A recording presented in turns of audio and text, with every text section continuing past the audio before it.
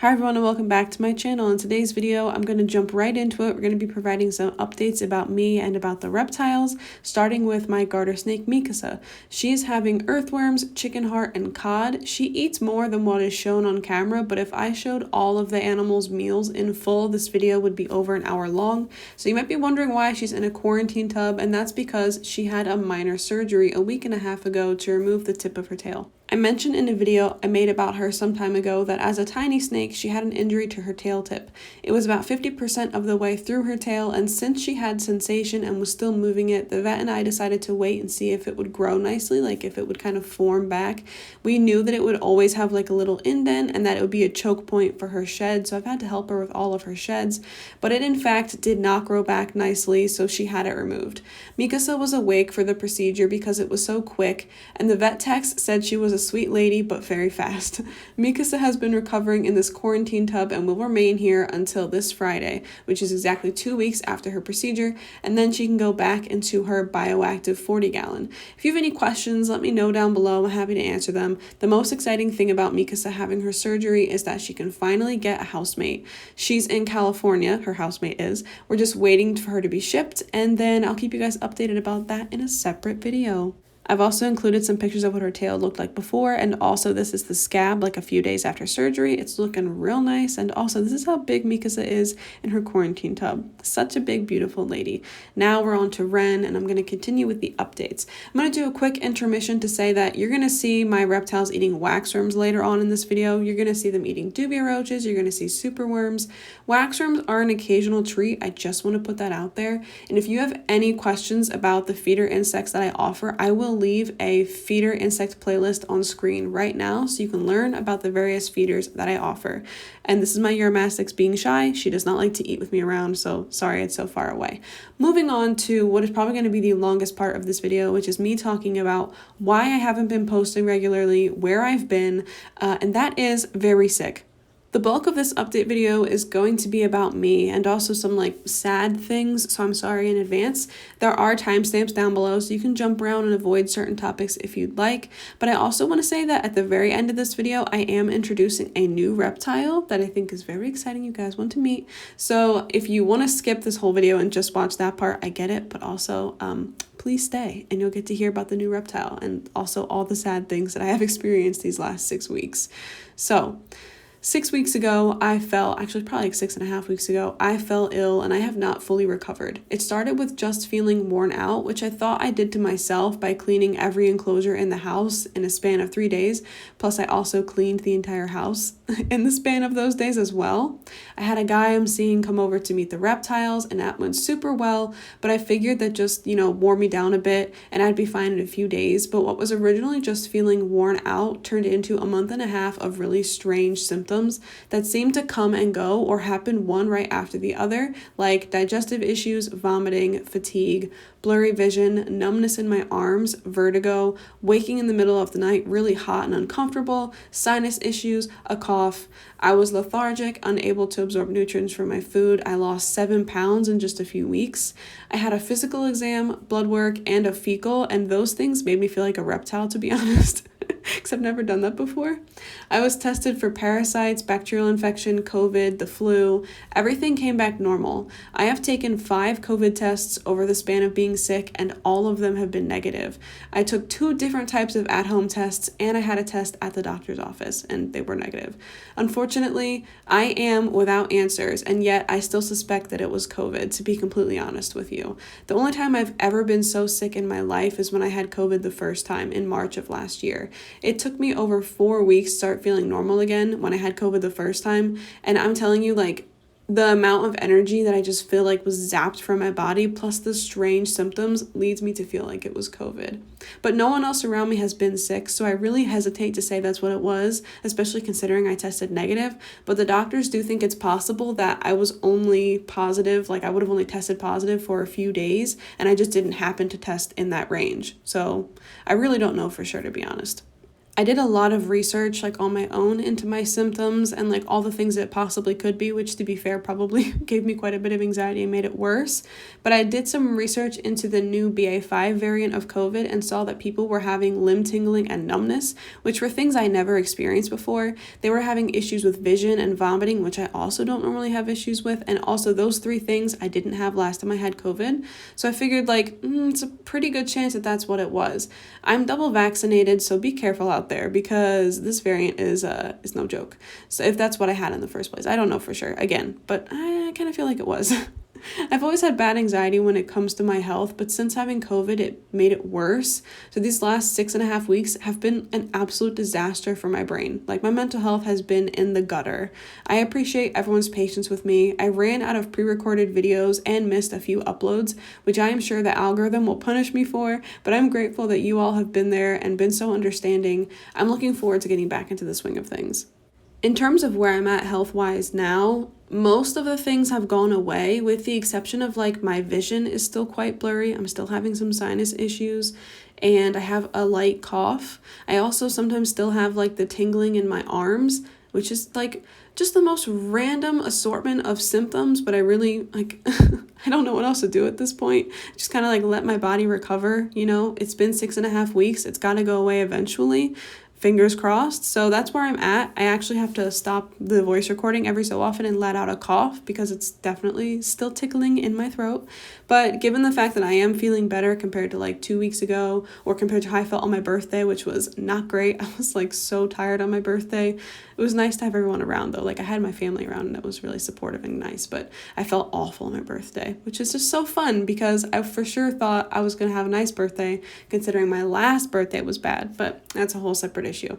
But yeah, I'm hoping that since I'm starting to feel better, I'll be able to get back to like recording videos and putting out normal content. But again, I really just appreciate how patient everyone has been.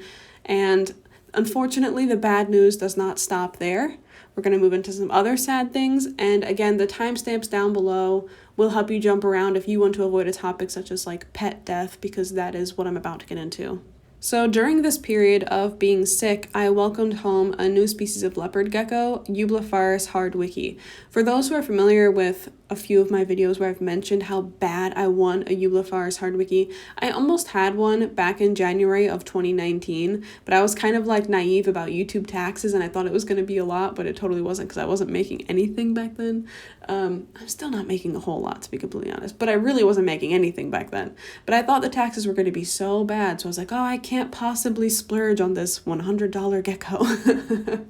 So I didn't get her, even though she was like a pet only and a species I really wanted. And that bit me for a long time. And then a few months ago, well, probably like 6 months ago now, in the middle of winter, I was reached out to by a breeder friend of mine, someone that I have mentioned a couple times on this channel, like either for examples or to showcase different morphs and things like that. But they reached out and said, hey, I have a Eublepharus hardwicki and it's a pet only. It had some minor defect, but was just a beautiful gecko. And they said, do you want to have her? And I was like, absolutely. And we had to wait until proper shipping temperatures, which, because I live in northern Indiana, took a while. But the shipping temperatures were good, and she was sent to me during that period of me being sick a few weeks ago. I had already named her Missandei and had the quarantine tub set up ready to go, and I had like plans for what her long-term build would look like. And when I opened the shipping box, she was deceased. This has never happened to me before, ever in my, 7 years of keeping reptiles. It hasn't happened to the breeder. It was the first for both of us. And it was really, really, really awful. Like, I was already sick and having a hard time emotionally. And then to have a gecko arrive dead, it was almost like a shock. Like, I really wasn't anticipating that at all. I had the camera going. I was recording me unboxing her to put on YouTube. And I opened it and she looked like she was sleeping and did not wake up, obviously, and she was dead. And I was like, I was just taken aback. And I wept so much. I wept when I was writing about this in the script because I script some of these so I don't ramble for 10,000 years. So it was just really challenging. It was really, really challenging. I buried her in the backyard and put her quarantine tub away and had to kind of pull myself away from the idea that like, that was a gecko that even though I never had her breathing, like she was never living in my care, I had already named her and made plans for the future, as I do with a lot of the geckos or animals that come to me. And so that was a really, really hard loss. Ultimately, I don't know what went wrong, neither does the breeder. She didn't look like she was in any distress, like by her condition. There was nothing wrong with her physically that I could see, and she was shipped properly. Like, this breeder has shipped so many geckos, and I have received so many geckos, and I could tell that she was shipped properly. Ultimately, I have no answers about what happened to her, and I'm sorry that if, you would want answers, because I don't have them, I can't give you them. But it was really, really hard, and that is not the only pet loss that I experienced. For those of you who've been on my channel for a long time, you probably recall that in 2019, I had my Shih Tzu Freeway pass away. It was a family dog. He was 16 years old. And then in 2020, our lab, Sam, died. He was 14 years old. Unfortunately, 2 weeks ago, our Basset Hound, Zachary, was put to sleep. And that was really, really tough, especially since he was the last of the family dogs. It's been really tough. And I also have this weird anxiety superstition thing whenever one of my dogs dies, that I'm going to lose a reptile as well, because when Sam died, I lost Shireen, and when Freeway died, I lost Asha. So I have this thing in my mind now that if my dog dies, then I'm going to also lose a reptile, most particularly a leopard gecko or a gecko of some kind. And that hasn't happened, but it still left me with a lot of anxiety, which I know is a very foolish thing, but it happened twice, and I'm very sensitive to patterns, so I was pretty sure it was going to happen again. Fortunately, it has not, but it also could be that Missandei is the death, and it just so happened that she came before Zach, because they were only a few weeks apart. Fortunately, those were the only deaths that occurred, but I do have other minor unfortunate news that is about Franklin. So Franklin is my bearded dragon. You guys saw him earlier. In 2021, he was diagnosed with a gastrointestinal tumor, and recently he has had some health and behavioral changes that I think are tied to that, and he has a vet appointment coming up, and I can't give out too much right now because I want to wait until I talk to my vet and see what she wants to do, but I am very, very aware of the fact that a lot of bearded dragons with gastrointestinal tumors do not live past a year of diagnosis, and he has lived past a year of diagnosis. So I'm very aware of the fact that euthanasia might be in his near future. I really hope that's not the case, but I want to prepare everyone for that. Franklin was my second reptile ever. I've had him the longest, except for my crested gecko Ree, and I don't even want to think about losing him yet, but I am kind of building myself up for that might be coming, and so I want to build you guys up to that as well, as that might happen in the near future. Ultimately, I don't want to list out symptoms or behaviors or anything like that, and I probably will make an entire video dedicated to Franklin, because I have never seen anybody talk about GI tumors in bearded dragons except one other account, and that's someone who rescues and works with bearded dragons for a living, and that's where I was able to get some information from in addition to my vet. But I will eventually make a video about it, but for the time being, I'm gonna, wait to see what my vet has to say. That way I don't just jump ahead of the gun and he's actually, gonna be able to live for some time longer, I want to also mention that I will not be attending the Snake Discovery Enclosure Build-Off of 2022 or AnimalConUSA 2022. I'm actually super, super bummed, especially about Snake Discovery. I was planning on that all year. I already thought about what to bring if, the rules are the same. You get to bring one thing. Last year, I brought a background, and everybody was like, that's a smart idea. Well, I have since then been planning, what I was going to bring and everything, and I had a Canada trip, or I have a Canada trip, that I've had planned for over a year, and it just so happens that while I'm in Canada for 5 days is when the Enclosure build-off is happening. And so I won't be able to go. I tried so hard to figure out how to work around the schedule and the finances of being able to take a trip back to back, and I just simply couldn't. And the same thing happened with AnimalConUSA. I don't have the finances and the time in my schedule to be able to dedicate 2 trips so close together. And they're both in August. So it's just like, come on, what a big bummer. I'm really disappointed. I would have absolutely loved to go, and I hope that they invite me to come back next year, because I most certainly will. I would love to execute some cool enclosure build ideas, and I would also love to come in higher than 5th place. Like, I'm pretty proud I came in 5th place, but I would like to come in higher than 5th. I also recently started doing some upgrades, because the big leopard gecko upgrades of 2022 are going to be underway soon. So I try to upgrade my leopard gecko husbandry every 2 years. So originally I had like smaller gecko bookshelves, then I went to bigger ones, then I went to bigger ones again with heat tape, then I went to the enclosures I have now, which have substrate. Well, not all of them. The abled geckos have substrate. And that was a huge undertaking. That was in 2020. And now I'd like to move from these enclosures with under tank heating or heat tape to heating from above for all of the ones that have substrate. And I would like to kind of assemble the room in a way where all of the disabled ones are on one side of the room and all of the abled ones are on another side, so that I could kind of make it clear for people who are looking, because a lot of people will see that I have some leopard geckos with substrate and some without, and they don't really understand why there's like a patchwork quilt of like random enclosures with substrate and random ones without, and then why are these enclosures smaller, why are these ones bigger. I think it'd be nice if I had like all of my neurologically and physically disabled geckos on one side of the room, just so I can be like, here are all the special needs ones, right, and here are all the non-special needs ones on the other side. I think I would just have an easier time like physically representing that to people, so that's something I want to achieve. And I also want to make sure every gecko who has substrate has heating from above, and I'd really like to go the element of bioactive as well. Next year I'll be adding UVB to the enclosures. It's going to be expensive to buy a UVB bulb for every single enclosure, so I'm probably going to do like a couple a month or something like that, but it just depends. I might end up doing it by the end of this year anyway, because when it comes time for the big like pet room tour of 2022 towards like November, December, I might want to have it done by then anyway.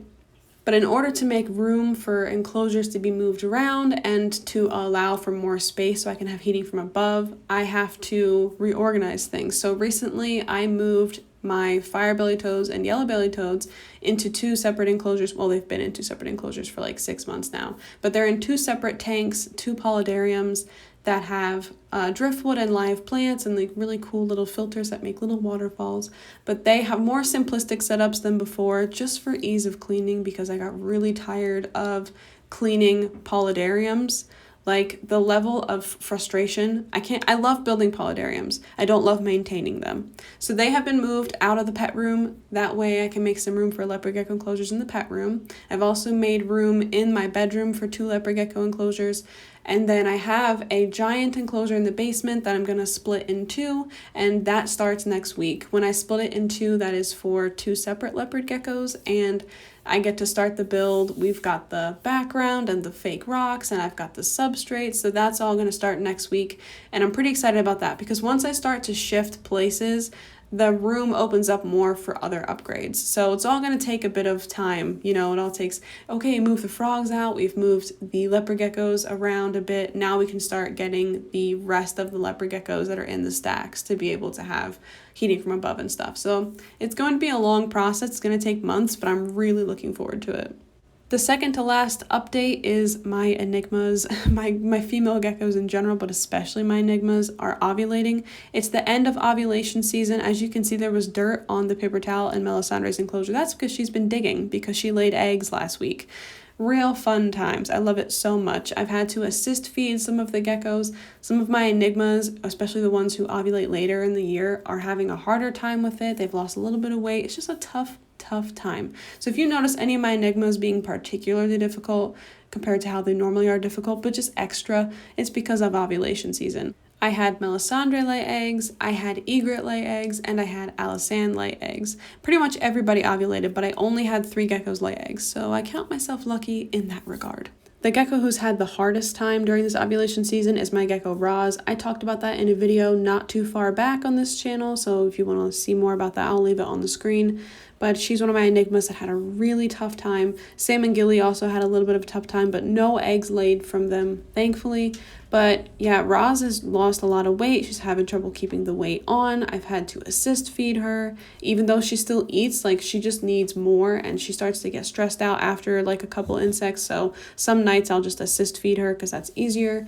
It's been a tough time for Roz, and she's ovulated for a really long time. I don't know why, but that's something that I've been having to keep a very close eye on, and yeah, real stressful times. And speaking of enigmas, I actually welcomed home an enigma. So I'm going to start talking about her before she's on the screen because I want to make sure I have enough time to fill everything I have to say about her. But her name is Rhaenys. She was formerly named Pearl, but we're calling her Rhaenys in, the way all my leopard geckos have Game of Thrones names, even though Game of Thrones did me dirty. We will not talk about that last season. Moving on. So Rhaenys is an enigma with enigma syndrome, the first one I have welcomed home since Roz, who's on the screen now, which was in 2018. Rhaenys' former owner purchased her at an expo, and the breeder, who shall remain nameless as always because I'm not trying to get sued or canceled, did not disclose the gecko had enigma syndrome at the time of purchase. Rhaenys, who's on the screen now, her former owner cared for her for years, not breeding her and tongue feeding her, but due to health issues had to find a new home for her and reached out to me by email to see if Rhaenys could be surrendered. This individual cared for Rhaenys so much that they sent a whole typed page detailing her backstory to me when she arrived. Rhaenys' arrival and the love her former owner had for her was a much-needed bright spot the last weeks that I've been sick. In fact, the day that she arrived, I was like vomiting, so I don't have a video of me unboxing her. Very sorry about that. I would love to. I planned to, but I was vomiting, so I was looking real rough. She's a good little lady, very attentive, has a great appetite. She takes food from tongs pretty well. She's out of quarantine, but still in a basic setup as I upgrade some of the other geckos. As I detailed, I have big upgrade plans coming, and she's included in that. She'll get moved into the disabled stacks when I have the space. But right now, she's just chilling in her quarantine enclosure, and I'm so happy to introduce her, and I'm so happy to get to share her more on this channel. So there are some reptiles that did not eat, like when I was trying to record them. Rin, the Leachianus gecko, is included in that. I will leave a whole list down below in the description just so that there's no confusion about which reptiles I still do and do not have. I thank you guys so much for watching, and I will see you guys in the next one. Bye! And a special thank you from me, Benjamin, and the rest of the animals here at Jessicas Animal Friends to our patrons and channel members.